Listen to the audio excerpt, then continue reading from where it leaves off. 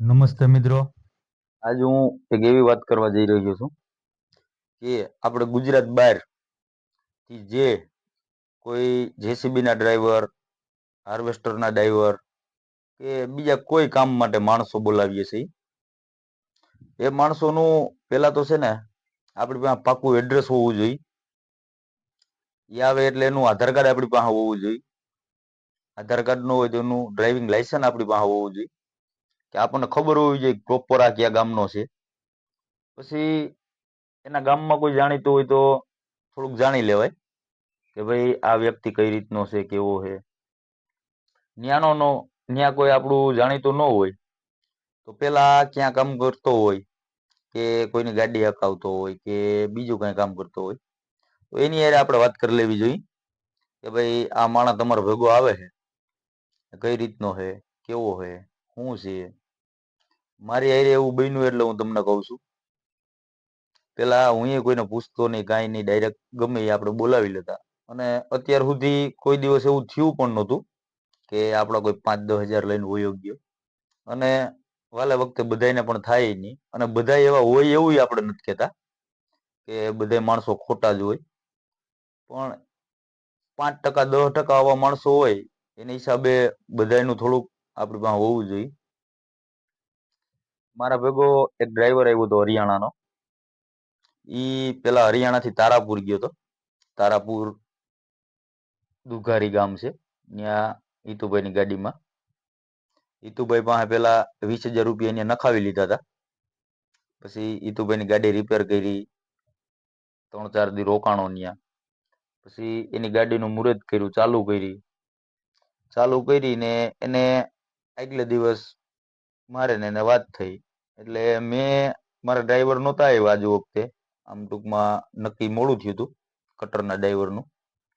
મેં આમ જેટલા આપણામાં કોન્ટેક્ટ નંબર હોય, કોઈ ડ્રાઈવરના હોય કે કોઈ બીજા મિત્ર સર્કલના હોય, બધાને વાત કરેલી હતી કે ભાઈ કોઈ તમારો ડ્રાઈવર ધ્યાનમાં હોય તો મને કહેજો. એમાં એ ભાઈનો ફોન આવ્યો કે મને કોઈ નંબર આવ્યો, બહુ ખ્યાલ નથી અત્યારે. એમાંથી અમારે બેને વાત થઈ એટલે અમે બે પગાર નક્કી કર્યો કે ભાઈ આ રીતે તને પગાર આપવાનો, તું અહીં મારી પાસે પૂગી જા, પછી તારા એકાઉન્ટમાં પૈસા નાખું, ત્યાં સુધી હું કઈ તને આપું નહીં, ટિકિટના પૈસા હું ન આપું એમ. આપણે એને ઓળખતા નહોતો એટલે આજુ વખતે એમ કર્યું, નકર આની પેલા ડ્રાઈવરો આવતા એને એડવાન્સ પૈસા આપણે નાખતા. એ ભાઈ ત્યાંથી તારાપુરથી સાંજે આ જે ભાઈની ગાડી ઉપર હતો હિતુભાઈની, એને કીધા વગર ત્યાંથી નીકળી ગયો. બીજે દિવસ સવારે અહીંયા કેશોદ બસમાં ઉતર્યો એટલે હું એને તેડી આવ્યો. હિતુભાઈને કોઈ ખબર જ નથી કે આ ભાઈ ક્યાં ગયો, શું છે.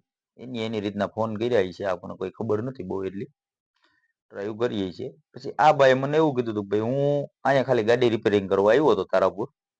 એટલે આપણે કાંઈ એને પૂછ્યું નહોતું કેની ગાડી રિપેર કરી, કે શું છે કે શું નહીં. આમ ટૂંકમાં આપણે બધાને અહીંયા એટલા બધાને ઓળખતા ન હોય, ત્યાં આપણું ગ્રુપ સર્કલ છે, મિત્ર છે ઘણા, એ કાંઈ આપણે વાતચીત કરી નહીં. આપણે તો એવું હતું કે ભાઈ હવે સિઝન ચાલુ થવાની છે, કયા ડ્રાઈવર ક્યાંથી આવે. અને બધાને હોય, બધાને થોડીક ઉતાવળ હોય. આજે વખતે મારા ડ્રાઈવરમાં થોડુંક સેટિંગ વિખાણું હતું એટલે આવી રીતે થયું. ઈ ભાઈ અહીંયા આવીને 2 દિવસ મારી પાસે રોકાણો એટલે મારા ડ્રાઈવરનું નક્કી કરી લીધું. પછી એમ કહેતો હતો કે ભાઈ હું ફોરમેન છું, મારો ડ્રાઈવર હજી આવે છે, તમે કયો તો મારા ખાતામાં પૈસા નાખી દો તો હું એને બોલાવી લઉં. અમે કીધું કાંઈ વાંધો નહીં, તારા ખાતામાં પૈસા નાખી દઉં, તું એને કહી દે આવી જાય. એટલે આપણે 2-3 દી જે ગાડીમાં ઝીણા મોટું કામ હોય એ બધું કામ કરી લઈ, અને પછી ગાડી સિઝન ચાલુ થાય એટલે ગાડી ચાલુ કરીએ. એમાં એક હગાએ ગાડી લીધી છે, તો એને સ્ટાફ હજી નહોતો આવ્યો. તો એ વાત થઈ અમારે, તો એ કે ભાઈ તમારો ડ્રાઈવર આવી ગયો ને પૂછો જો કોઈ જાણીતું હોય તો આપણે ડ્રાઈવર મગાવી દઈએ. મેં આને પૂછ્યું, ભાઈનું નામ ગુજરાતમાં તો એને કાલુ કહે, એને સાચું નામ એનું રણજીત છે. भाई कालू ये ड्राइवर की जरूरत है मेरे को, ऐसे मैंने बोला. તો કાળુ કહે કે ભાઈ આ વાંધો નહીં, કે ડ્રાઈવર નું થઈ જાય કે. એટલે મેં એને કીધું કે તું તારી રીતના બોલાવી લે. એટલે કે ભાઈ હું તો અહીંયા આવી ગયો છું, હવે તમે બે ના સ્ટાફના પૈસા નાખી દો એટલે એને અહીંયા આવવું છે. એ આવી જાય ને આજ પૈસા નાખો એટલે કાલે ત્યાંથી નીકળી જાય. મેં કીધું કાંઈ વાંધો નહીં.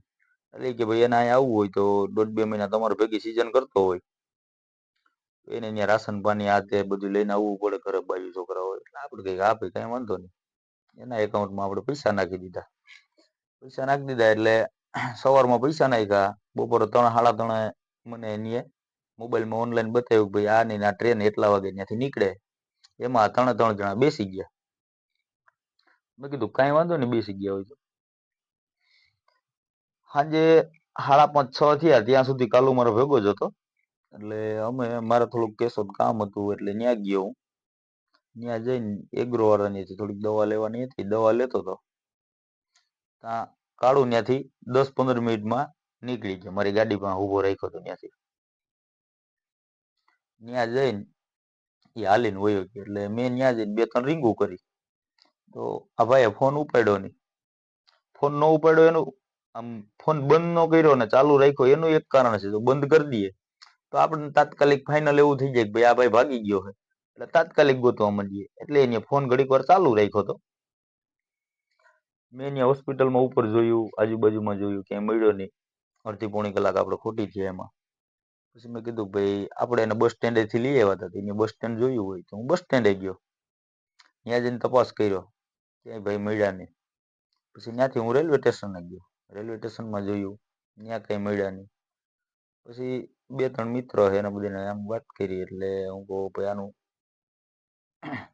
લોકેશન તાત્કાલિક નીકળી જાય તો આપણે મહેનત કરીએ, આજુબાજુમાં હોય તો ખબર પડી ગઈ, ભાઈ પકડાઈ ગયું.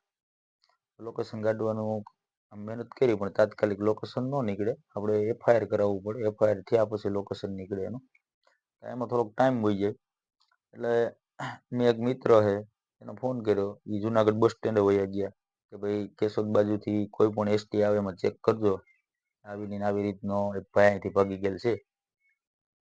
એ ન્યા હતા. પછી બીજો એક ભાઈ હતો એને રેલવે સ્ટેશને મોકલી દીધા હતા. રેલવેમાં તો કેશોદથી ટ્રેન જ નહોતી ત્યારે, ભાઈ ગયો ત્યાંથી. ટ્રેન છેલ્લે 10:30 વાગે હતી અને આ ભાઈ 7 વાગે નીકળી ગયા હતા. ત્યાંથી જઈને કેશોદથી ભાગી ગયો એટલે કાપડ બજારમાં ગયો. કાપડ બજારમાં જઈને નવા કપડાં લઈ લીધા, કપડાં ચેન્જ કરી નાખ્યા. પછી ભાઈ ઉપર ભાગડી વાર તો હું તમને વિડીયોમાં બતાવે, એનો આખો વિડીયો બતાવે એનો, આગળ એમાં કટકો નાખાય. ભાઈ ઉપર ભાગડી વાર તો એ ભાગડી કાઢી નાખી. ઉપર આપણે સાઈડલી વાળી ટોપી પહેરી, ટોપી પહેરી લીધી. નીચે શ્રીપલ પહેરેલા હતા, શ્રીપલ કાઢીને નવા બૂટ પહેરી લીધા. આપણે ગમે એને આમ ઓળખાણ કરવા મોકલો હોય તો કીધું હોય ભાઈ આ કન્ડિશન છે, આવા કપડાં પહેર્યા છે, આમ છે. એ ભાઈ હોશિયાર બહુ હતા આમ ટૂંકમાં. આવી રીતે ફેરફાર જાજો બધો કરીને આંબાવાડીમાં કપડાં લીધા કેશોદ કાપડ બજારમાંથી. ત્યાંથી રેલવે સ્ટેશને ગયા, આમાં ગોતતા હતા, મળ્યો નહીં. ટ્રેનમાં બેસી ગયો ત્યાંથી. એટલે જુનાગઢ રેલવે સ્ટેશને એક ભાઈ હતો, આ ટ્રેન પણ ચેક કરી હતી જેમાં બેઠો હતો એ જ ટ્રેન. પણ જુનાગઢ રેલવે સ્ટેશન તો કેવું 5-10 મિનિટ ટ્રેન રોકાતી હોય, એમાં 2-3-5 ડબ્બા ચેક કરી શકે. પછી અહીંથી ભાઈ એમને ભાગ્યો હતો એટલે આપણને એવું હતું કે આનું રિઝર્વેશન તો તાત્કાલિક ન થયું હોય એટલે લોકલ ડબ્બામાં જઈએ છીએ. એ ભાઈ રિઝર્વેશન ડબ્બામાંથી નીકળ્યા, અમને મળ્યા ત્યાંથી. એ પણ હું તમને કહી આગળ. એટલે અહીંથી આ ભાઈ નીકળી ગયા. પછી આમ મિત્ર સર્કલમાં બધે આપણે વાતચીત કરી કે ભાઈ આમની નામ બન્યું છે, જો કોઈ જાણીતો હોય તમારો ક્યાંય હોય આ તે ક્યાંય આવતો હોય તો જરાક આ રીતે કરો. એમાં એક મિત્ર છે રાજદીપભાઈ કરીને, એનો ફોન કર્યો એટલે મને એને કીધું હતું કે ભાઈ એની ટ્રેન છેલ્લે ગાંધીનગરથી 11:35ની છે, ત્યાં સુધી કોઈ ટ્રેન નથી. બીજા વાહનમાં જાય તો વાત અલગ છે. એની ત્યાંથી એક એનો મિત્ર હતો, એને સવારમાં રેલવે સ્ટેશને મોકલી દીધો. જે રીતે પકડાણો એનો વિડીયો પણ હું આમાં કટકો નાખાય કે કઈ રીતે આ ભાઈ પકડાણો, શું છે. રેલવે સ્ટેશને ભાઈ ત્યાં ગોતતો હતો એટલે એક બીજો ભાઈ એવો પંજાબી નીકળ્યો એટલે એને મારા ફોટો સેન્ડ કર્યો. એટલે મેં ફોટો ઝૂમ કર્યો, ઝૂમ કરતા ફોટો આમ ટૂંકમાં વ્યવસ્થિત નહોતો દેખાતો. એટલે મેં કીધું ભાઈ આમાં થોડુંક રિક્સ જેવું છે, આમ શંકા લાગે છે. જો તમને એવું કઈ હોય તો પાછો જરાક એનો વિડીયો કોલ કરીને મને બતાવો. એટલે ત્યાં ઈ ગયો, એ છોકરો એકલો હતો. એટલે મેં કીધું ભાઈ એની પાસે ડાયરેક્ટ તું એકલો જઈને પકડતો નહીં. આમ ટૂંકમાં કેવું છે, પંજાબી છે, હથિયાર બથિયાર એની પાસે ભેગું હોય, શરીર બરી હોય, જરા તારા અડી જાય આપણે ખોટી હેરાનગતિ થાય એટલે ના પડી. ત્યાંનો પોલીસ સ્ટાફ રેલવે નો હતો, એને ભેગો લઈને ટ્રેન ચેક કરાવી. ત્યાં ગયા ટ્રેનમાં ને અંદર જોયું તો એના થોડાક ઓલા એમ કે બેડ લક અને આપણા થોડાક નસીબ મળી ગયો ભાઈ. ત્યાં ટ્રેનમાંથી મળ્યો એટલે આપણે અહીંયા લઈ આવ્યો. એને લઈ આવીને એના એકાઉન્ટમાંથી આપણે પાછા પૈસા નાખવા એની નાખી દીધા. એની કન્ડિશન બહુ વીક હતી અને એટલા બધા એનાથી પૈસા જે આપણા હતા એટલા તો થયા નહોતા, તો પછી આપણે જવા દીધું. પણ આમ ગુજરાતમાં થોડું શું છે, રહેમદિલી થોડીક વધારે છે, એટલે આપણને એવું થાય કે ભાઈ હવે જે થયું હોય એની કન્ડિશન વીક છે એમ કરીને જવા દઈ. ખરેખર રીતે જે ડ્રાઈવર રાખીએ કે હોય એનું થોડુંક આમ જાણેલું હોય પાછળનું કે કેવો માણસ છે શું છે. અને આ બધા જે પંજાબથી હરિયાણાથી આવે એમાં 50% આવે ને 50% જ વ્યવસ્થિત આવે છે. 50% ને તો ન્યાય કામ નથી મળતું ને એટલે અહીંયા આવે.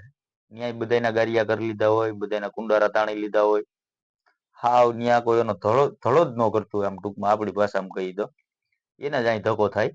અને 50% વ્યવસ્થિત છે, તમે એના ભરોસે બધું મૂકી દીધું તો એમાં કઈ ફેરફાર નથી થતો.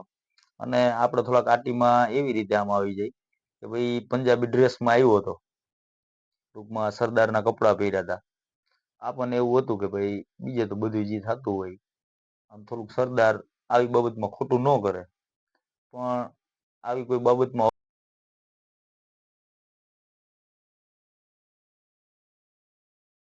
પછી મિત્ર એને આ રીતે આ વિડીયોમાં દેખાય એ રીતે ટ્રેનમાં પોલીસના સાથ સહકારથી નીકળ્યો હતો.